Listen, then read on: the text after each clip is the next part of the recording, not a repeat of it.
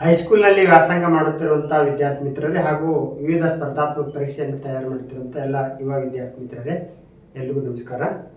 ಎಲ್ಲರಿಗಾಗಿ ಗಣಿತ, mathematics for all ಅನ್ನುವಂಥ ಕಾನ್ಸೆಪ್ಟನ್ನು ಇಟ್ಕೊಂಡು ಪ್ರತಿದಿನ ಒಂದು ಗಣಿತದ ಮೂಲ ಪರಿಕಲ್ಪನೆ ತೆಗೆದುಕೊಂಡು ಅದರ ಬಗ್ಗೆ ಎಕ್ಸ್ಪ್ಲೇನ್ ಮಾಡಿ ಅದಕ್ಕೆ ಸಂಬಂಧಪಟ್ಟಂಥ ಒಂದಿಷ್ಟು ಸಮಸ್ಯೆಗಳನ್ನು ಬಿಡಿಸ್ತಾ ಇದ್ವಿ.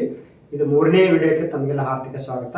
ಇವತ್ತು ಭಿನ್ನ ರಾಶಿಗಳು ಅನ್ನುವಂಥ ಪರಿಕಲ್ಪನೆ ಬಗ್ಗೆ ಚರ್ಚೆ ಮಾಡಿ, ಭಿನ್ನ ರಾಶಿ ಅಂದ್ರೆ ಏನಾದರೂ ವಿಧಗಳು ಎಷ್ಟು, ಯಾವ್ಯಾವ ಭಿನ್ನ ರಾಶಿಗೆ ಯಾವ ಥರ ಕರಿತೀವಿ ನಾವು, ಒಂದಿಷ್ಟು ಭಿನ್ನ ರಾಶಿಗಳ ಬಗ್ಗೆ ಒಂದಿಷ್ಟು ಮಾಹಿತಿ ಗೊತ್ತಾದ್ರೆ ಭಿನ್ನ ರಾಶಿಗೆ ಸಂಬಂಧಪಟ್ಟಂಥ ಹಲವಾರು ಸಮಸ್ಯೆಗಳನ್ನ ನಾವು ಬಿಡಿಸ್ತಾ ಹೋಗ್ಬೋದು.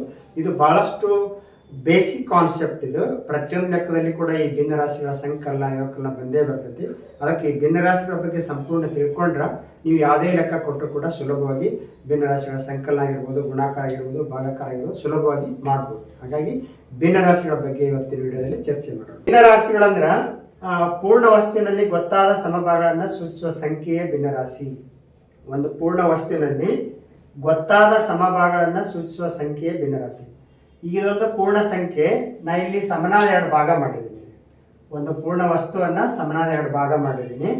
ಒಂದು ಭಾಗ ಮಾತ್ರ ತಕ್ಕೊಳ್ತೇನೆ. ಈಗ ಇಲ್ಲೇನು ಛಾಯೆ ಬಳಸಿದ್ರಿಂದ ಈ ಭಾಗವನ್ನ ನಾನು ಆಯ್ಕೆ ಮಾಡಿಕೊಂಡ್ರೆ ಇದರ ಭಿನ್ನರಾಶಿಯನ್ನು ನಾವು ಹೆಂಗೆ ಬರಿತೀವಿ ಅಂದ್ರೆ, ಆಯ್ಕೆ ಮಾಡಿಕೊಂಡ ಸಮಭಾಗ ಡಿವೈಡೆಡ್ ಬೈ ಒಟ್ಟು ಸಮಭಾಗಗಳ ಸಂಖ್ಯೆ. ಭಿನ್ನರಾಶಿ ಏನಾಗುತ್ತೆ ಈಗ, ಆಯ್ಕೆ ಮಾಡಿಕೊಂಡ ಸಮಭಾಗ ಯಾವುದು 1 ಡಿವೈಡೆಡ್ ಬೈ ಒಟ್ಟು ಸಮಭಾಗಗಳು 2.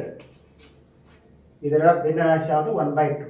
ಅಂದ್ರೆ ಒಂದು ಪೂರ್ಣ ವಸ್ತುವನ್ನ ಎಷ್ಟು ಸಮಭಾಗ ಮಾಡ್ತೀವಿ. ಸಪೋಸ್ ನಾ ಇದನ್ನ 4 ಸಮಭಾಗ ಮಾಡಿದ್ರೆ ಅದರಲ್ಲಿ 1 ಭಾಗ ತಗೊಂಡ್ರೆ ಏನಾಕತಿ 1/4 ಆಕತಿ. 4 ಸಮಭಾಗ ಮಾಡಿ 2 ಭಾಗ ತಗೊಂಡ್ರೆ 2/4 ಈ ತರ. ಹಾಗಾಗಿ ಒಂದು ಪೂರ್ಣ ವಸ್ತುವನ್ನ ಸಮಭಾಗ ಮಾಡಿ ನಿರ್ದಿಷ್ಟವಾಗಿ ಇಂತಿಷ್ಟು ಭಾಗ ಆಯ್ಕೆ ಮಾಡಿಕೊಂಡ್ರೆ ಅದನ್ನ ಭಿನ್ನರಾಶಿ ಹೆಂಗೆ ಬರೀತೀವಿ ನಾವು, ಆಯ್ದುಕೊಂಡ ಸಮಭಾಗ ಡಿವೈಡ್ ಬೈ ಒಟ್ಟು ಸಮಭಾಗಗಳು ಈ ತರ. ಇನ್ನು ಭಿನ್ನರಾಶಿಯ ವಿಧಗಳು ಯಾವಂದ್ರೆ, ಸಮಭಿನ್ನ ರಾಶಿ ಅಥವಾ ಶುದ್ಧ ಭಿನ್ನ ರಾಶಿ, ವಿಷಮ ಭಿನ್ನ ರಾಶಿ ಅಥವಾ ಅಶುದ್ಧ ಭಿನ್ನ ರಾಶಿ, ನೆಕ್ಸ್ಟ್ ಮಿಶ್ರ ಭಿನ್ನ ರಾಶಿ. ಆಲ್ರೆಡಿ ಗೊತ್ತಾಯ್ತು ನಿಮಗೆ, ಇನ್ನೊಂದ್ಸರಿ ರಿಕಾಲ್ ಮಾಡ್ಕೊಳ್ಳೋಣ. ನಂಗೆ ಸಮಭಿನ್ನ ರಾಶಿ ಅಥವಾ ಶುದ್ಧ ಭಿನ್ನ ರಾಶಿ ಅಂದ್ರೆ ಅಂಶದ ಬೆಲೆಯು ಛೇದದ ಬೆಲೆಗಿಂತ ಕಡಿಮೆ ಇರುವ ಭಿನ್ನ ರಾಶಿಗಳು. ಅಂಶದ ಬೆಲೆ ಛೇದದ ಬೆಲೆಗಿಂತ ಕಡಿಮೆ ಇರೋದು. ಅಂಶ 3 ಐತಿ, ಛೇದ 4 ಐತಿ. ಅಂಶ ಛೇದಕ್ಕಿಂತ ಕಡಿಮೆ ಐತಿ, ಅಂಶ ಛೇದಕ್ಕಿಂತ ಕಡಿಮೆ ಐತಿ, ಅಂಶ ಛೇದಕ್ಕಿಂತ ಕಡಿಮೆ ಐತಿ. ಈ ತರ ಅಂಶ ಕಡಿಮೆ ಇದ್ದು ಛೇದ ದೊಡ್ಡದಿರುವಂತ ಭಿನ್ನ ರಾಶಿಗಳನ್ನು ನಾವು ಸಮಭಿನ್ನ ರಾಶಿ ಅಥವಾ ಶುದ್ಧ ಭಿನ್ನ ರಾಶಿ ಅಂತ ಕರಿತೀವಿ. ನೋಡಿ, ಇದು ಸಮಭಿನ್ನ ರಾಶಿ ಬೆಲೆ ಯಾವಾಗಲೂ 1ಕ್ಕಿಂತ ಚಿಕ್ಕದಿರ್ತೈತಿ.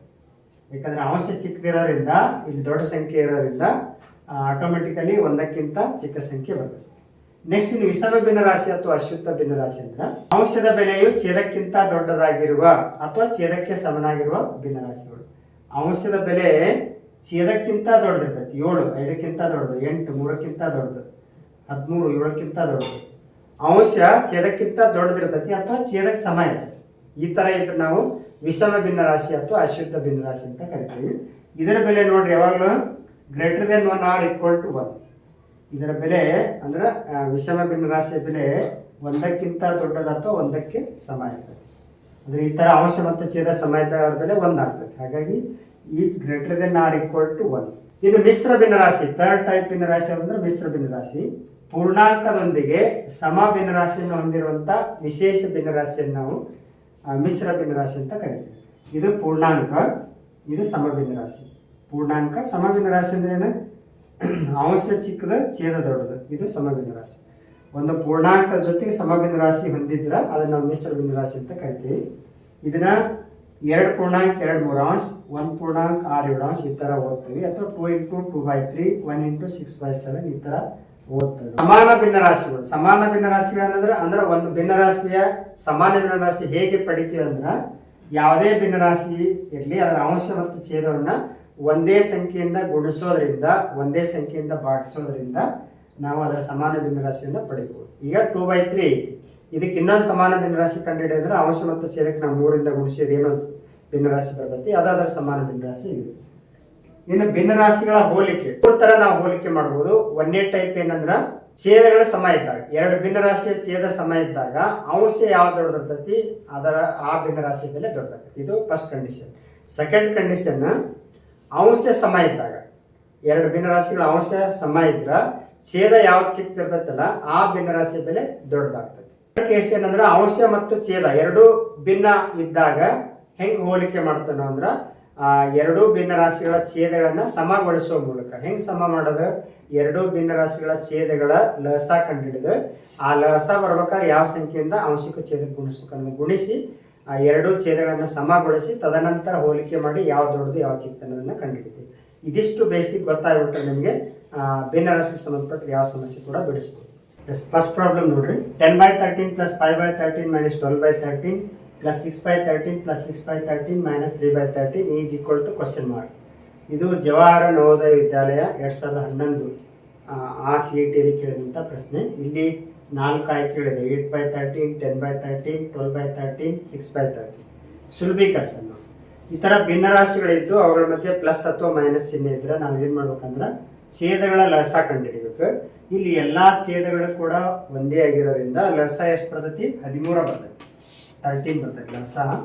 13 ಒಂದೇ 13 ಒಂದೇ 13 ಒಂದೇ 13 ಒಂದೇ 13 ಒಂದೇ 13 ಒಂದೇ 10 ಒಂದೇ 10 ಪ್ಲಸ್ 5 ಒಂದೇ 5 12 ಒಂದೇ 12 6 ಒಂದೇ 6 6 ಒಂದೇ 6 ಮೈನಸ್ 3 ಒಂದೇ 3. ಪ್ಲಸ್ ಇರೋಲ್ಲ ಕೂಡಿಸಿ ಒಂದು ಕಡೆ ಪ್ಲಸ್ನೇ ಹಚ್ಕೊಂಡು 10 5 15 15 6 21 6 27 ಪ್ಲಸ್ ಇರೋ ಕೂಡಿಸಿ ಮೈನಸ್ 7 ಹಚ್ಕೊಂಡು 12 2 15 ಮೈನಸ್ 15 ಅಪ್ಪ 13. 27 - 15 ಅಂದ್ರೆ 27 15 ಕಳೆದ್ರೆ 12 12/13. ಹಾಗಾಗಿ option C 12/13 is the right answer. Second problem ನೋಡಿ. 3/5 + 1/5 - 3/10 ಇಂಟು 36/45 / 16/5 ಇದರ ಬೆಲೆ ಎಷ್ಟು? ಕೊಟ್ಟಿರೋ 4 ಆಯ್ಕೆಗಳಲ್ಲಿ ಯಾವ ಸರಿ? ಬಾಡ್ಮಾಸ್ ನಿಯಮದ ಪ್ರಕಾರ ಫಸ್ಟ್ ನಾವೇನು ಮಾಡ್ಬೇಕಂದ್ರೆ ಬ್ರಾಕೆಟ್ ಅನ್ನ ಸುಲಭೀಕರಿಸ್ಬೇಕು. ಇದನ್ನು ಪ್ರತ್ಯೇಕವಾಗಿ ಸುಲಭೀಕರಿಸಿ ಇದನ್ನು ಪ್ರತ್ಯೇಕವಾಗಿ ಸುಲಭೀಕರಿಸಿ ತದನಂತರ ಎರಡು ಕೂಡಿಸ್ಬೇಕು. ನೋಡಿ, ಇಲ್ಲಿ ಬ್ರಾಕೆಟ್ ಹೋಗ್ಬೇಕಾದ್ರೆ ಒಳಗಿನ ಕ್ರಿಯೆಗಳನ್ನ ಮಾಡೋಣ. ಭಿನ್ನ ರಾಶಿಗಳ ಮಧ್ಯೆ ಪ್ಲಸ್ ಮತ್ತು ಮೈನಸ್ ಚಿಹ್ನೆ ಇದ್ರೆ ಛೇದಗಳ ಲಸ ಕಂಡಿದೆ. 5 ಮತ್ತು 10ರ ಲಸ ಆಗ್ತದೆ. 5 ಒಂದೇ 5 2 10 5 2 10 ಆಗ್ತದೆ. ಲಸ 10 5 2 10 5 2 10 10 1 10 3 2 6 ಪ್ಲಸ್ 1 2 2 ಮೈನಸ್ 3 1 3 ಇಂಟು ಇದು ಸಪ್ರೇಟ್ ಬ್ರಾಕೆಟ್ ಇರೋದ್ರಿಂದ ಇದ್ರ ಕೂಡ ಸಪ್ರೇಟ್ ಸುಲಭೀಕರಿಸೋಣ. 36/45 ಡಿವೈಡ್ ಬೈ ಚಿಹ್ನೆಯನ್ನು ನಾವು ಗುಣಾಕಾರವಾಗಿ ಪರಿವರ್ತಿಸಬಹುದು. ಹೆಂಗೆ ಪರಿವರ್ತಿಸಬಹುದು ಅಂದ್ರೆ ಈ ಗುಣಾಕಾರ ಚಿಹ್ನೆ ಹಾಕ್ತೀನಿ. ಅದು ಗುಣಾಕಾರ ಚಿಹ್ನೆ ಹಾಕಿ ನೆಕ್ಸ್ಟ್ ಇದು ಏನೈತಲ್ಲ ಇದನ್ನ ಛೇದ ಮೇಲೆ ಅಂಶ ಕೆಳಗೆ ಬರೆದ್ಬಿಟ್ರೆ ನಾವು ಇದು ಭಾಗಾಕಾರದ ಗುಣಾಕಾರ ಆಗ್ತದೆ. ನೋಡ್ರಿ, ಭಾಗಾಕಾರ ಚಿಹ್ನೆ ಇದ್ದು ಗುಣಾಕಾರ ಆಗಿ ಪರಿವರ್ತಿಸ್ಬೇಕಾದ್ರೆ ಏನ್ ನೇಮ ಐತಂದ್ರೆ ಈ ಒಂದು ಭಿನ್ನ ರಾಶಿಯನ್ನ ಉತ್ಕ್ರಮ ಬರಿಬೇಕು. ಅಂದ್ರೆ ಛೇದ ಮೇಲೆ ಅಂಶ ಕೆಳಗೆ ಬರಬೇಕು. 5/16 ಆಯ್ತು. 6 7 8 8ರಾಗ 3 ಕಳೆದ್ರೆ 5 5/10 ಆಯಿತು. ಇಂಟು ಇದೇನಾಯ್ತು 5 1 5 9 45 ಭಿನ್ನ ರಾಶಿಗಳ ಮಧ್ಯೆ ಗುಣಾಕಾರ ಚಿಹ್ನೆದಾಗ ಅಂಶಕ್ಕೆ ಛೇದಕ್ಕೆ ಕರ್ತ ಹೊಡಿಬೋದು.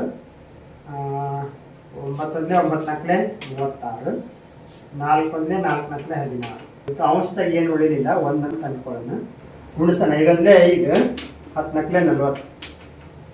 ಈ ಉತ್ತರ ಇಲ್ಲಿಲ್ಲ, ಹಾಗಾಗಿ ಸುಲಭೀಕರಿಸೋಣ. ಯಾವುದೇ ಉತ್ತರ ಬಂದ್ಮೇಲೆ ಕೂಡ ನಾವು ಸುಲಭೀಕರಿಸಿದ 5 1 5 8 1/8.